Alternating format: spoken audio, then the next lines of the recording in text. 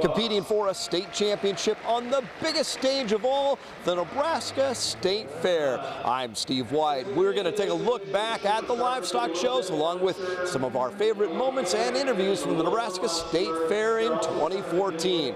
Grow starts now.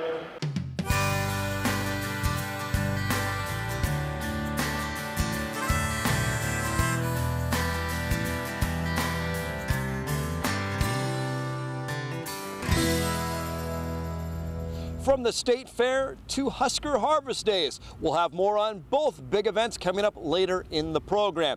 But we start with a look at irrigation season as things seem to be wrapping up. The amount of rainfall we've received these last few weeks has allowed producers to breathe a sigh of relief and allowed them to lay off on using the pivots. That's a big positive for producers who are looking to save money in any way they can. If your pivots don't have to run, that's definitely a positive, and corn prices staying lower, budgets are a little bit tighter, so anything they can do to save a little money is a positive, and then we're not having to pump groundwater or surface water, so there's a number of benefits to having some rainfall. Williams says the added moisture has probably helped a lot of the corn crop finish out and has been beneficial to soybeans as well. While the moisture is good for now, Williams says if we continue to see more, it may push harvest into late October or early November. After years of record corn prices, farmers simply hope to break even in 2014. Some are looking at alternative crops as a way to bring in more profits, like planting more seed corn, and that harvest is now underway. That's the sound of payday on this Central City farm. Harvest is underway, but not the way we're used to. This is seed corn. The stuff farmers will plant next year. But someone had to grow it this year, and increasingly, it's happening in Nebraska. It's slowly working its way out here from the east with the irrigation. They're kind of guaranteed a crop every year, I guess, unless Mother Nature throws the hail in there, then that messes with them. Companies like Pioneer have expanded the acres of seed corn grown in Nebraska. Absolutely. Nebraska is a great place where you can see productivity at its best. The Grievines are ahead of the curve. They've grown seed corn for 25 years. This crew normally starts harvest just before Labor Day and tries to finish in just over a month. But this isn't a normal year. With the weather, it kind of slowed things down a little bit.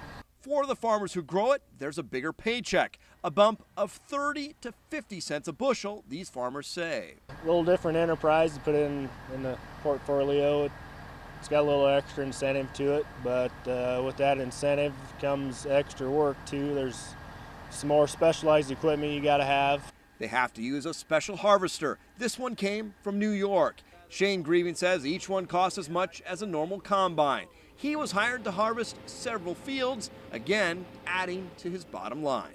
Any extra price is worth the effort.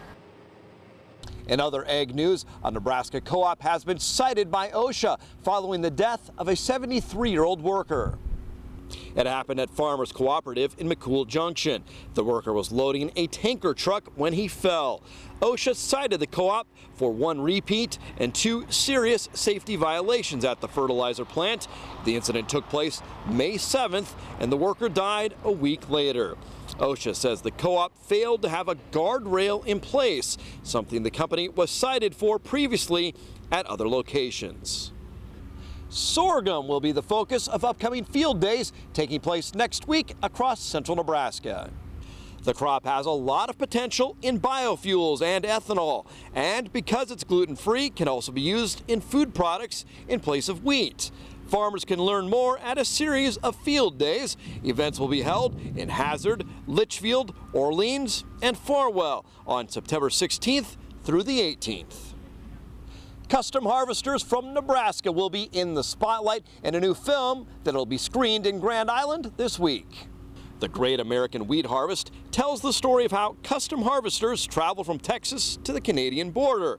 The documentary features some Nebraskans and will be screened September 10th at the Grand Theater. Connecting consumers from the farm to the fork, the State Fair's new exhibit receives rave reviews. Raising Nebraska is a $5 million project by the University of Nebraska, along with the State Department of Agriculture and various farm groups. Brandon Honeycutt of Giltner is a new member of the Nebraska Corn Board and says he appreciates what they were able to do. I think it's hit everything very well. You know, nice short messages. You know, people don't have to spend a lot of time, but we can cover a lot of information. You know, have people really interested in the center pivot, the elevation change map. It's really cool. It was a race to the finish line to have Raising Nebraska open in time for the fair. University leaders say they've raised just over half of their $5 million goal. So they'd like to continue to expand with more exhibits. They're pleased to see businesses like Farm Credit Services of America step up and financially support the effort.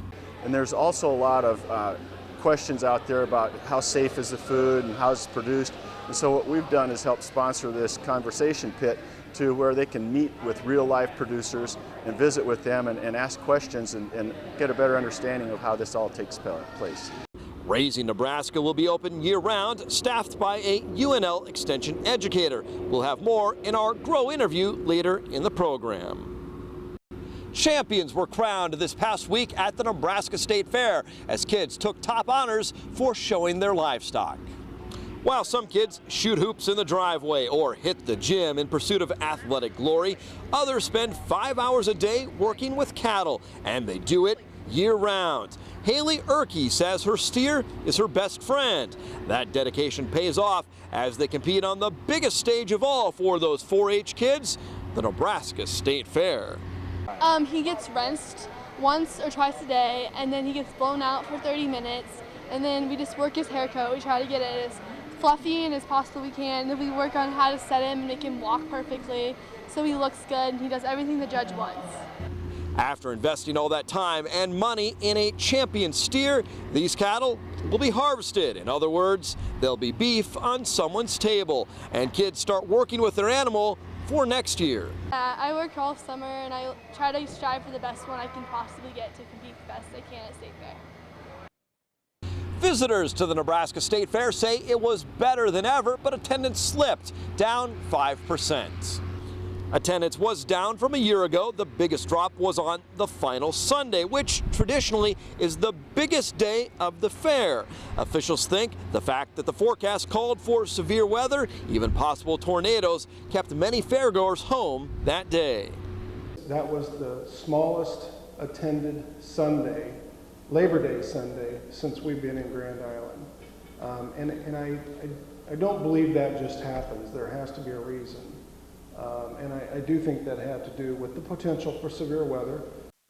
Wet weather was also a factor. One parking lot was a muddy mess that fair leaders say they will study further. As far as attendance, not every day was down. About half the days showed gains from the year before. And if you rate the fair based on customer satisfaction, they get high marks in nearly every category. And most fairgoers say it was better than last year.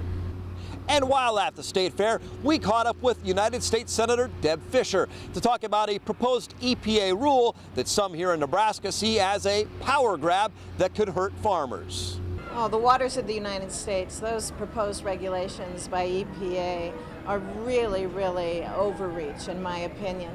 I was very, very pleased that the entire Nebraska delegation stood together with a coalition, a very broad coalition of Nebraskans in opposition to that overreach by the EPA. The waters in Nebraska, whether they're surface waters or groundwaters, they are owned by the state of Nebraska. They're owned by us, by Nebraskans. And we certainly don't need the federal government stepping in and telling us how to manage our water. We've done a good job of that, and we'll continue to do that. Well, from the State Fair now to Husker Harvest Days, the world's largest working irrigated farm show. Central Nebraska is the place to be if you want to talk agriculture these days, and you sure have to visit Husker Harvest Days to see the latest and greatest. This isn't Husker Field Days, it's Husker Harvest Days, where farmers can see for themselves how the newest machines compare. The corn's going to be ready to go, so we're excited to have the field demonstrations. We've added new exhibitors, added a new exhibit area to the southeast corner, so literally bigger and better than ever. Now in its 37th year, it's the biggest farm show on the Western Corn Belt and companion to the Farm Progress Show in Iowa, but it hits during uncertain times. Well, it certainly isn't as much fun as when you have $7 and $8 corn, but margins are tight, and everybody's looking to maximize their profit, and with razor thin margins like we have now, this is a good place to come and figure out what technologies fit their operations the best. But this isn't just a crop show, and as cattlemen told us last year, their profits are up. So that's got to help the bottom line. I think the cattle deal is looking really good right now. And this show reflects that, with 10 more livestock exhibitors. Things are cyclical, and right now things look really good for the beef side of the operation, and so we're seeing that with exhibitor count and a lot of interest up there in that northwest corner of the grounds. The top irrigation companies will be represented. They're showcasing technologies to help farmers be more efficient, and the big-name equipment makers wouldn't miss it. John Deere has a beautiful new exhibit, huge tent there, and New Holland, Case IH, AGCO, all of the iron folks that you'd expect. The combines are already in the field, gearing up for the ever-popular field demos. More than kicking the tires, farmers see how the machines stack up side by side. NTV's Grow will be broadcasting live from Husker Harvest Days all 3 days with special broadcasts during the 9 o'clock hour each morning. And Marilyn will be here with live reports at noon each day of the show. We've got much more Grow to come, including our Grow interview with the Dean of Extension at the University of Nebraska. And still to come, we head to Edgar to meet our Farm Family of the Month.